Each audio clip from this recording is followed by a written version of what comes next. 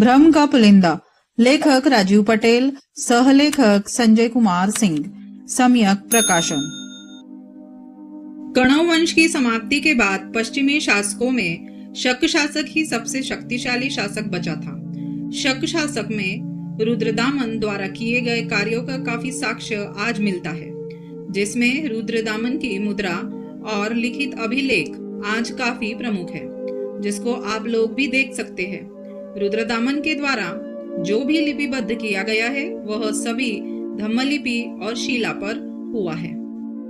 ईसवी सन से पूर्व में ब्रह्मवंशियों के साजिश को देखकर हजारी प्रसाद द्विवेदी द्वारा लिखित अशोक के फूल नामक पुस्तक, जो प्रकाशक मार्तंड उपाध्याय, मंत्री, सस्ता साहित्य, नई दिल्ली, मुद्रक अमरचंद्र राजहंस प्रेस, दिल्ली से 1948 में प्रकाशित है। उसके अध्याय 13 में पुरानी पोथियां के नाम से लिखित एक वाक्य याद आ गया।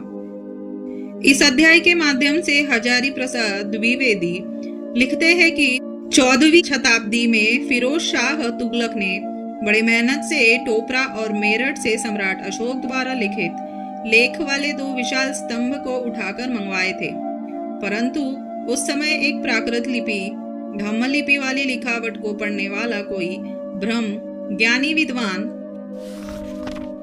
नहीं मिला था। बाद में अकबर ने इस लेख का आशय जानना चाहा, लेकिन उसके दरबार के नवरत्नों पंडित बिरबल सहित उस समय के अन्य विद्वान लोगों में कोई भी प्राचीन समय की लिपियों को पढ़ने वाला नहीं मिला था। जबकि वेदों पर पहला भाष्य करने वाला सायन विद्वान से लेकर रामानंदी संप्रदाय को स्थापित करने वाला स्वयं रामानंद और रामायण का लेखन करने वाले तुलसीदास जैसे तथाकथित प्रकांड विद्वान लोग मौजूद थे, फिर भी उन सभी के गुरु चेला लोग उस लिपि को पढ़ नहीं पाए थे।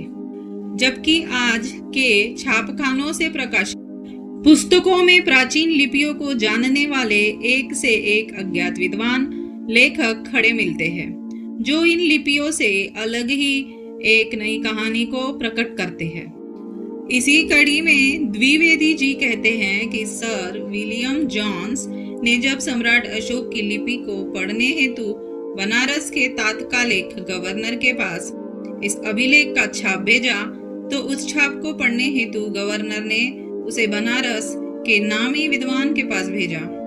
काशी तो भंग भ्रमिक विद्वानों की नगरी है। वहां के सबसे तेज